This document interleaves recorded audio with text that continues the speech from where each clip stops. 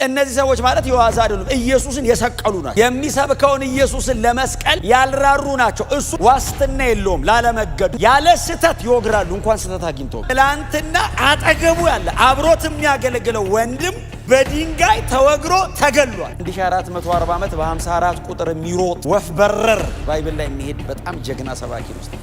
ይህንን ሲሰብክ የፊቱ ቁርበት አበራ የሚል ቃል እስጢፋኖስ ፊቱ ያብረቀረቀው ሊገሉት የተሰበሰቡ ሰዎች ማለት ለመካድ እየጣሩ ያሉ ሰዎች ማለት የአማልክት ልጅ ያዩ እስኪመስላቸው ድረስ ፊቱ አበራ ይላል። ሰው ግን ከባድ ነው። ፊትህም እያበራ ይወግራል። ህግ እኮ ከባድ ነው መንፈስ ካልነካ። ትላንትና አጠገቡ ያለው ወንድሙ የተገደለበትን ወንጌል ነው ይዞ ፊልጶስ ሰማርያ ይገባ። ሊያስገድለው የሚችል መልእክት ይዞ ገዳዮቹ መካከል ቆመ። ወደ ሰማርያ ከተማ ወረደ። የተነበበለት በእስጢፋኖስ ስብከት በፊቱ ማብረቅረቅ በጣም ተደንቆ እሺ እያለ ወገሩት። ፊልጶስ ሰማርያ ከተማ ወረደ ሲል እሺ ቀጥል። ከዛስ ወርዶ ምን አረገ? ትላንትና በወንጌል ምክንያት ተገሏል። ሰው ተወው ይሄን ወንጌል። ሰማርያ ከተማ ገብቶ ነገደ። ሰማርያ ከተማ ገብቶ ሌላ ርዕስ ያዘ። ሰማርያ ከተማ ገብቶ ኑሮን ቀጠለ። ክርስቶስን ሰበከው። ድፍን ሰማርያ ነው ጠቅልሎ የገባው ፊልጶስ። ክርስቶስን ሰበከ። ወንጌል ሲሰበክ ሰዎች ነፃ መውጣት ሲጀምሩ፣ የእግዚአብሔር ልጅ ኢየሱስ ክርስቶስ መሰበክ ሲጀምር ድፍን ከተማ በደስታ ተሞላ። የፊልጶስ አቴንሽን ክርስቶስ ነው። የፊልጶስ የመልእክቱ መካከል ክርስቶስ ነው። ስለ ሌላ ጉዳይ አያወራም። ሌላም ነገር ሲሆን ሐሳቡን አይወስዶ። ታምራት ተደረጉ ይላል። ቀጥሎ ግን ፊልጶስ ሌላ ነገር ሰበከ አይልም። የኢየሱስን ስምና የእግዚአብሔርን መንግስት ሰበከ ነው የሚለው። ቀጥሎ ምን ሰበከ? ቀጥሎስ የኢየሱስን ስምና የእግዚአብሔርን መንግስት ኢየሱስ ክርስቶስ ብቻ ነው ብሎ ሰበከ። ድፍን ከተማ ተንበረ። ድፍን ከተማ ሐሴታ። እግዚአብሔር አይናችንን ሰብስቦ ልጁ ላይ ያርግልን።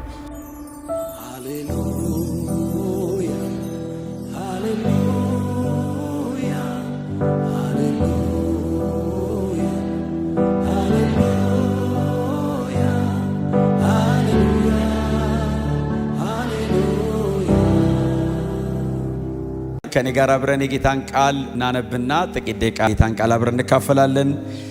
የሐዋርያት ሥራ ምዕራፍ 8 ቁጥር 5 ላይ በጌታ በኢየሱስ ክርስቶስ ስም አነባለሁ። ፊልጶስም ወደ አንዲት የሰማርያ ከተማ ወርዶ ክርስቶስን ሰበከላቸው። ጌታ የተባረከ ይሁን።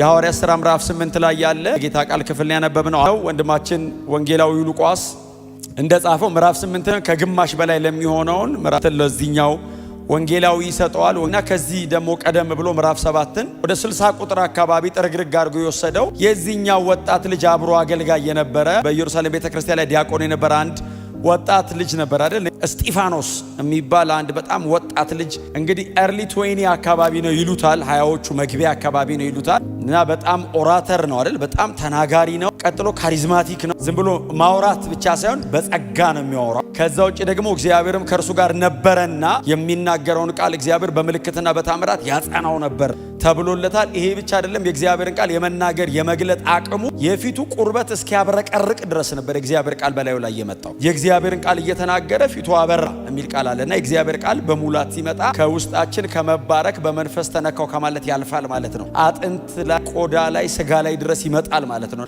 በዛ መጠን የእግዚአብሔር ቃል ግልጠት ፊዚካሊ አፌክት አድርጎታል። እና እሱ ወጣት የፊልጶስም አብሮ አገልጋይ ነበርና ኢየሩሳሌም ቤተክርስቲያን አስተናጋጆች ድቁና እንግዲህ አገልግሏል ብዬ በጣም ተስፋ አረጋለሁ። እስጢፋኖስ ምዕራፍ 6 ላይ ተመረጠ። ወዲያው ወደ ምኩራብ ሄደ ነው የሚለው። ምኩራብ ሄደና የእግዚአብሔርን ቃል መስበክ ጀመረና እንደውም ከነፃ ውጪ ምኩራብ ከሚባል ስፍራ የመጡ አንዳንድ የአሌክሳንድሪያ ከተማ ሰዎች ማለት ሰሜን አፍሪካ በጣም በህጉ የበረቱ ማለት ነው መጣ ሊከራከሩት ሞከሩ ይልና ሁሉንም በሁሉ ፊት ይረታቸው ነበር የሚል ቃል አለና ይናገርና ብቻቸው ነው የሚያስቀራቸው። ቲፎዞአቸውን በሙሉ ይዞ ኢየሩሳሌም ቸርች መጣ። ከሰዎቹ በቀር ምንም አይቀሩ።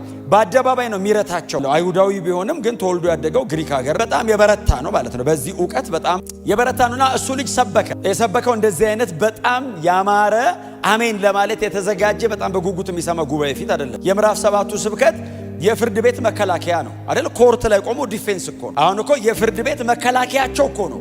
ተከሶ ነው የቀረበው አይደል? በዚህ ምክንያት ተከሰሃል፣ ህጉን ትሳደባለህ፣ እግዚአብሔርን ትሳደባለህ፣ ህጉ ማይለውን ነገር ትጨምራለህ ብለው ነው የከሰሱ። በዚህ ጉዳይ ተከሰሃል ብለው የአይሁድ ሸንጎ አባላት ተደርድረው ቁጭ ብለው ይጠብቁታል መልስ እንዲሰጥ። እነዚህ ሰዎች ማለት የዋዛ አይደሉም። ኢየሱስን የሰቀሉ ናቸው። የሚሰብከውን ኢየሱስን ለመስቀል ያልራሩ ናቸው። እሱ ዋስትና የለውም ላለመገዱ። እንደዛ አይነት ጉባኤ ፊት ቆሞ ለተከሰስከው ክስ ቀርቦብሃል ብለው በዝርዝር አስቀመጡት። ማብራሪያ ስጠን አሉት። ልጁ የምዕራፍ 7ቱ ስብከት ለምዕራፍ 6ቱ ክስ ነው እና ምዕራፍ 7ን ሉቃስ 60 ቁጥር ሙሉ ሰብስቦ የጻፈው እርግጠኛ የጻፈው ጳውሎስ ሊወግር ገብቷል። ስለዚህ አሁን ጳውሎስ ኦልሬዲ ሊወግር ገብቷል። ጳውሎስ ደግሞ እንደምታውቁት የገማልያ ተማሪ ነው። ሚስ እንድታረጋ አይፈቅድልህ። በጥንቃቄ ነው የሚያዳምጥ። እስጢፋኖስ ቆሞ ሲያወራ እንከን ፍለጋ ነው ቆሞ። ያለ ስተት ይወግራሉ። እንኳን ስተት አግኝቶ ቆሞ እየጠበቀው ሙልጭ አርጎ ሰምቶታል። ከዛ 65 ኤዲ ላይ ቂሳሪያ ቁጭ ብሎ ሐዋርያት ሥራ ለመጻፍ ኮምፓይል ሲያደርግ ምዕራፍ 7ን ጳውሎስ ነው የሚነግረው። ምዕራፍ 7ን ስጽፍ ጴጥሮስ እንዳታስገባ እስጢፋኖስ አረ ምን አረገ ሲለው ቆሜን የሰማው የመከራከያ ነጥብ ሲያቀርብ ብሎ አባታችንን አብርሃምን አለ። እኔም አይሁዳዊ ነኝ ፋሚሊ ነኝ አላቸው። 1440 ዓመት በ54 ቁጥር የሚሮጥ ወፍ በረር ባይብል ላይ የሚሄድ በጣም ጀግና ሰባኪ ነው እስጢፋኖስ እና መንፈስ ቅዱስ እያቀበለው እንደሚሰብክ ግልጽ። ይህንን ሲሰብክ የፊቱ ቁርበት አበራ የሚል ቃል አለ። እስጢፋኖስ ፊቱ ያብረቀረቀው ሊገሉት የተሰበሰቡ ሰዎች ማለት ለመካድ እየጣሩ ያሉ ሰዎች ማለት የአማልክት ልጅ ያዩ እስኪመስላቸው ድረስ ፊቱ አበራ ይላል። ሰው ግን ከባድ ነው። ፊትህም እያበራ ይወግራል። ሕግ እኮ ከባድ ነው መንፈስ ካልነካ። ይህንን ሲሰብክ ሳውል የተባለው ጎበዝ ገና ጳውሎስም ገና ያንግ ነው። በጣም አግሬሲቭ ነው። ከከተማ ወደ ዳር አወጡትና በድንጋይ ሲወግሩት አስወጋሪ ሆኖ የወጋሪዎቹ ልብስ ቆሞ ይጠብቃል። እስጢፋኖስን ካስገደለ በኋላ ምዕራፍ 7 ላይ ካስገደለ በኋላ ምዕራፍ 8 ላይ አማኞች በሙሉ ሲሰደዱ አላበቃም ጳውሎስ አይደል? ምዕራፍ 8 መጀመሪያ ላይ ሳውል የሚሉትም በአንዳንድ መንደሮች እየዞረ ለማሳሰርና ለማስገደል ፈቃድ ተቀብሎ ይሮጥ ነበር። ትላንትና አጠገቡ ያለው ወንድሙ የተገደለበትን ወንጌል ነው ይዞ ፊልጶስ ሰማርያ ይገባል። ትላንትና ይህንን ልጅ ጓደኛውን አስገድሎበታል። ያስገድላል ማለት ሲሰብከው ይቀበሉኛል፣ ይሰሙኛል፣ ያዳምጡኛል ብሎ አይደለም። ትላንትና አጠገቡ ያለ አብሮት የሚያገለግለው ወንድም በድንጋይ ተወግሮ ተገሏል። ዛሬ ወደ ሰማርያ ከተማ ሲገባ ፊልጶስ የሰማርያ ከተማ በጣዖታት የተጠቀጠቀች ከተማ ናት። የአሕዛቦች መናኸሪያ ናት። ከአይሁድና አሕዛብ ተጋብቶ የተወለደች ስለሆነች ሊያስገድለው የሚችል መልእክት ይዞ ገዳዮቹ መካከል ቆመ። ወደ ሰማርያ ከተማ ወረደ። ቴዎፍሎስ ሲያነብ በጣም በጉጉት ነው የሚያነበው። የሉቃስ ትረካ በጣም አስገራሚ ነው። የግሪክ ሀገር ከበርቴና ባለስልጣን ስለነበር ሂዝ ኤክሰለንስ የሚል ከፊት ስላለው ባለስልጣንም ሊሆን ስለሚችል አጠገቡ የሚያነብለት ሰው ሊኖር ይችላል። እየተነበበለት በእስጢፋኖስ ስብከት በፊቱ ማብረቅረቅ በጣም ተደንቆ እሺ እያለ ወገሩት። አስወጋሪው ሳውል ነው የሚል እያነበበ ነው። ቀጥሎ ምዕራፍ 8 ይሄ ሳውል የሚሉ ሰውዬ አላቆመም፣ እያሳደዳቸው ነው። ደቀ መዛሙር ተበትኖም አልበቃውም፣ እንደገና ለማስገደል እየሄደ ነው። እያነበቡለት ፊልጶስ ሰማርያ ከተማ ወረደ ሲል እሺ ቀጥል። ከዛስ ወርዶ ምን አረገ? ትላንትና በወንጌል ምክንያት ተገሏላ ሰው ተወው። ይሄን ወንጌል ሰማርያ ከተማ ገብቶ ነገደ። ሰማርያ ከተማ ገብቶ ሌላ ርዕስ ያዘ። ሰማርያ ከተማ ገብቶ ኑሮን ቀጠለ። ክርስቶስን ሰበከው። ድፍን ሰማርያ ነው ጠቅልሎ የገባው ፊልጶስ። ክርስቶስን ሰበከ። ይሄ ወጣት ክርስቶስን ሲሰብክ ከተማው በሙሉ በደስታ ተሞላ የሚል ቃል አለ። እንዴት ከተማ በሙሉ ደስ ይለዋል? ግነት አይነት ነገር ተጠቅሞ ነው ብዬ አላምንም። ወንጌል ሲሰበክ ሰዎች ነፃ መውጣት ሲጀምሩ፣ የእግዚአብሔር ልጅ ኢየሱስ ክርስቶስ መሰበክ ሲጀምር ድፍን ከተማ በደስታ ተሞላ። የፊልጶስ አቴንሽን ክርስቶስ ነው። የፊልጶስ የመልእክቱ መካከል ክርስቶስ ነው። ስለ ሌላ ጉዳይ አያወራም። ሌላም ነገር ሲሆን ሐሳቡን አይወስደውም። ታምራት ተደረጉ ይላል።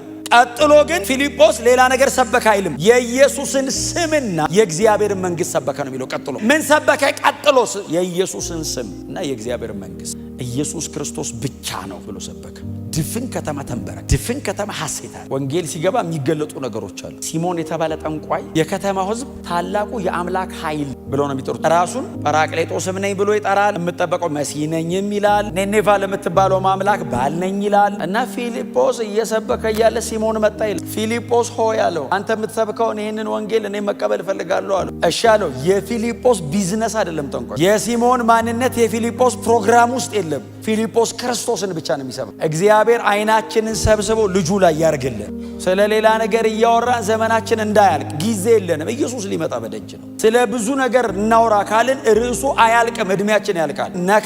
ነካክተን የማንፈውሰው ብዙ ነገር አለ ቆስሎ የሚቀር። ኢየሱስ ካልን ግን እኛም ማንደርስበት ቦታ ገብቶ ይፈውሳል። ሲሞን መቶ ተንበረከከ። ዋው አላለም ፊልጶስ። ማንም ሰው እንደሚድነው ነው መቶ ሄዳል። በወንጌል ፊት ኖርማል ኦርዲነሪ ግለሰብ ተንበረከከ፣ እንደሚቀበሉት ተቀበለ። ከዛ አብሮ ተቀላቀለ። ፊልጶስ ከሲሞን ላይ አጋንንት አላወጣም፣ ረገጠው። ዶሚኔት ነው ያደረገው። ቴሪቴሩ ላይ መጥቶ እንዳይሰራ አደረገው። ፓራላይዝ መጽሐፍ ቅዱስ ሲናገር ፊልጶስ አገልግሎቱን እየጨረሰ እያጠናቀቀ ስለነበረ የኢየሩሳሌም ቸርች ጴጥሮስና ዮሐንስን ለመንፈስ ቅዱስ ሙላት እና ያለውንም ነገር ደግሞ እንዲያስተካክሉ ላከቻቸው። ቤተክርስቲያን ጴጥሮስ እንደምታውቁት በጣም አግሬሲቭ ነው። ድሮ ችኩል ነበር። መንፈስ ወርዶበት ማቹር ሲያደርግ ደግሞ አግሬሲቭ ነው፣ አይታገስም። መጣ ጴጥሮስ እና እጅ ጭናሉ። እጅ ሲጭኑ በሐዋርያት እጅ መንፈስ ቅዱስ ሲታደላየ ሳይመጣ እውነት አስቸጋሪ እኮ ነው። ታውቃለህ፣ የቆየ ነገር ቶሎ አይለቀም። ገነፈለበት።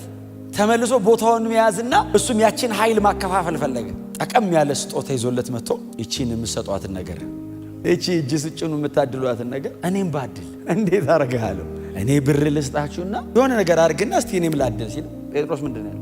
አይ ይሄ እግዚአብሔር ካልመረጠ በቀር አይሆንም፣ ተጠንቀቅ፣ ንስሐ ግባ አለው። መጽሐፍ ሲናገር ሲሞንም ተንቀጠቀጠ፣ ፈርቶም በእነ ጴጥሮስ እግር ስር ወደቀና እንደዚህ አለ፣ እባካችሁ እግዚአብሔር እንዳይቆጣኝ ለምኑልኝ ሲለው ይምርህ እንደሆነ ለምን አለው። ፊልጶስ ትቶት የሄደውን ሲሞን ጴጥሮስ ቆረጠው። ወደ ፊልጶስ ተመለሰ አይደል? አሁን መጽሐፍ ፊልጶስን መንፈስ ቅዱስ መጣና ተነስ ተነስ አለ። ወደ ሊሄድ ሲለው ወደ ይሁዳ ምድረ በዳ ሂድ አለው። ፊልጶስ እንደዛ እያመሰው ፊልጶስ ፊልጶስ ፊልጶስ እየተባለ መንፈስ ቅዱስ መጣና ውጣ ከመሃል አለው። የሊሄድ አለው። ወደ ይሁዳ ምድረ በዳ ሂድ አለው። ከዛስ ምን እንደምታገለግል እነግርሃለሁ፣ ተነስ ውጣ አለው። ለጴጥሮስና ለዮሐንስ ትቶ ፊልጶስ ሩጫ ጀመረ። ደሞስ በእግር ነው የሚሄደው። እየሮጠ ምድረ በዳ ውስጥ ሲገባ፣ ምድረ በዳ እንደዚህ ቆማ አታወራም። ንፋስ አለው፣ አቧራ አለው። ከላይ እሳት ነው፣ ፀሐዩ ከስር አሸዋ ነው። ፊትን ሸፍነ ነው የምታወራው። ጆሮ ላይ ስለሚጮብ ነፋሱ ፊትን ካልሸፈንክ አትደማመጥም። ፊቱን ሸፍኖ ሲሮጥ አንድ የኛ ሀገር ሰው ኢትዮጵያዊ ነው ይሏል። በሰረገላ ተቀምጦ ህንደኬ የምትባሏ ንግስት የገንዘብ ላይ የተሾመ ነው፣ ፋይናንስ ሚኒስትር ነገር ነው። እንደዚህ እያራገቡለት ያነባል። እያነበበ ሲሄድ መንፈስ ቅዱስ ፊልጶስን ወደ ሰረገላው ተጠጋ አለው። ሮጥ ሮጥ ብሎ ጠጋ ሲል እያነበበ ነው። ጠጋ አለውና እምታነበውን ታስተውላለህ ሲለው እንደዚህ ያየው። የሚያስረዳኝ ከሌለ እንዴትስ ልረዳው እችላለሁ? የምታውቀው ከሆነ ታግዘኛለህ አለውና ወደ ሰረገላው አወጣው ይላል። የኢሳይያስን ጠቅለል ነው የሚያነበው። ደግሞ እግዚአብሔር ሲረዳው ኢሳይያስ 53 ነው የሚያነበው። ዋናውን ካርዲናል ሜሴጁን ይሄ the whole scripture መጽሐፍ ቅዱሱ ተጠቅልሎ የተቀመጠበትን ነው። እንደሚታረድ በግ ተነዳ፣ በሸላቾቹ ፊት ዝም እንደሚል በግ ምናምን የሚለው ነብዩ ስለ ራሱ ነው ስለማን ነው ሲለው በጣም ያስደንቀኝ። ከዚህም መጽሐፍ ተነስቶ ስለ ክርስቶስ ሰበከው ይላል። ሰረገላው በእውነት ርዕስ ያስቀይራል። የሰውየው አለባበስ ርዕስ ሊያስቀይር ይችላል። በዛ ላይ ዝም ብሎ አይነት ሰው አይደለም፣ የገንዘብ ሹም ነው። ፊልጶስ ሲያገኘው ከዚህ መጽሐፍ ተነስቶ ክርስቶስን ሰበከውና ከዛ ሰውየው እንደዚህ አለ፣ እንዳልጠመቅ ምን ይከለክለኛል? እንዳልጠመቅ ምን ይከለክለኛል ሲለው ኢየሱስ ክርስቶስ የእግዚአብሔር ልጅ እንደሆነ ካመንክ አለው። አምኛለሁ አለው። ና እንውረድ አለው። ሰረገላ ላይ አይጠመቅ መቼስ ና ውረድ። አወረደ ይልና እኔ አሁን ይሁዳ ምድረ በዳ ወንዝ ራሱ ከየት እንደመጣ ወንዝ አገኙ። ውሃ ውስጥ አጥምቆት ሲያስወጣው የጌታ መንፈስ ፊልጶስን ነጠቀው። የጌታ መንፈስን ፊልጶስን ነጠቀልና ጋዛ ደረሰ አይደለም አይደል የሚለው ተገኘ ነው የሚለው። ጋዛ ዱብ አለ። በጋዛ ወርዱ ደግሞ ስብከት ቀጠለ። ክርስቶስን ብቻ ከዚህም መጽሐፍ ተነስቶ ስለሆነ የሚለው መጽሐፍት ሁሉ ደግሞ ስለ ክርስቶስ ብቻ ስለሆነ የሚያወሩት ከምንም ተነስተን ከየትም ዞረን ማረፊያችን ተሰቅለው ክርስቶስ የእግዚአብሔር የመጨረሻ ጥበብ፣ የእግዚአብሔር የመጨረሻ ክብር፣ የእግዚአብሔር የመጨረሻ ብርሃን፣ የእግዚአብሔር ቤዛነት የሆነው የተሰቀለው ክርስቶስ ጋር እናርፋለን። እኛ ግን የተሰቀለውን ክርስቶስን እንሰብከዋለን። ክብር ለኢየሱስ ብቻ ይሁንለት።